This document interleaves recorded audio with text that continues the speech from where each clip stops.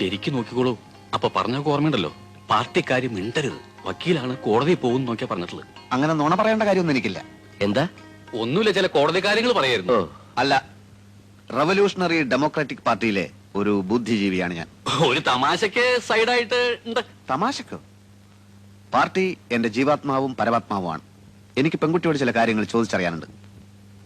അധ്വാനിക്കുന്ന തൊഴിലാളി വർഗത്തിന്റെ മോചനത്തിന് വേണ്ടി തോളോട് തോൾ ചേർന്ന് പ്രവർത്തിക്കാൻ തയ്യാറുണ്ടോ? പറയൂ.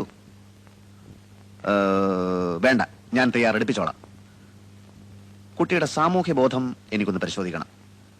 ബൂർഷാസി കംസ് എലിവ് എന്ന് പറയുന്ന പുസ്തകം വായിച്ചിട്ടുണ്ടോ? അല്ലെങ്കിൽ down trodden a question mark, അഡിൽ സക്സലിയുടെ പുസ്തകം? അതുമല്ലെങ്കിൽ ദാസ് ക്യാപിറ്റൽ?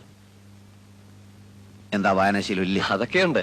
മംഗളം വാരികയിലും മനോരമയിലും വരുന്ന മിക്ക നോവലുകളും ഇവിടെ ഞങ്ങൾ എല്ലാവരും വായിക്കാറുണ്ട്. അത്രേ ഉള്ളൂ. ശരി, വായിച്ച നോവലുകളിൽ ഏറ്റവും ഇഷ്ടപ്പെട്ട നോവൽ ഏതാണ്? ഏതാ മോളെ? അത് ഏതായാലും പറഞ്ഞേക്ക്. ഏറ്റവും ഇഷ്ടപ്പെട്ടത് മനോരമയിലെ ഹവ ബീച്ച്. ഹവാ ബീച്ചോ? അതെന്ത് ബീച്ചാണ്? അതേതെങ്കിലും ഫോറിൻ ബീച്ച് ആയിരിക്കും.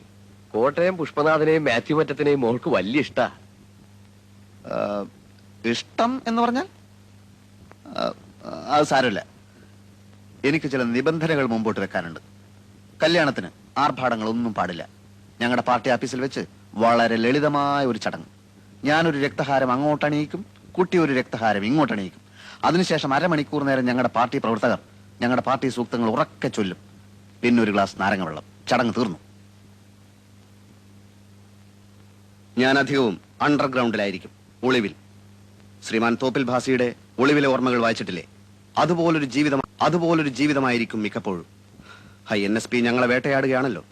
ചിലപ്പോൾ ലോക്കപ്പിലോ ജയിലിലോ ആയെന്ന് വരാം. ഒരു വിപ്ലവകാരിയുടെ ഭാര്യ എന്തും സഹിക്കാൻ പ്രാപ്തയായിരിക്കണം. ചിലപ്പോൾ കുട്ടി വെടിയുണ്ടകൾ നേരിടേണ്ടി വന്നേക്കാം. അപ്പോൾ വിരിമാർ കാണിച്ചു കൊടുക്കേണ്ടി വരും. മോളകത്തേക്ക് വെക്കോ, അച്ഛൻ നേരം നീ വന്നേ.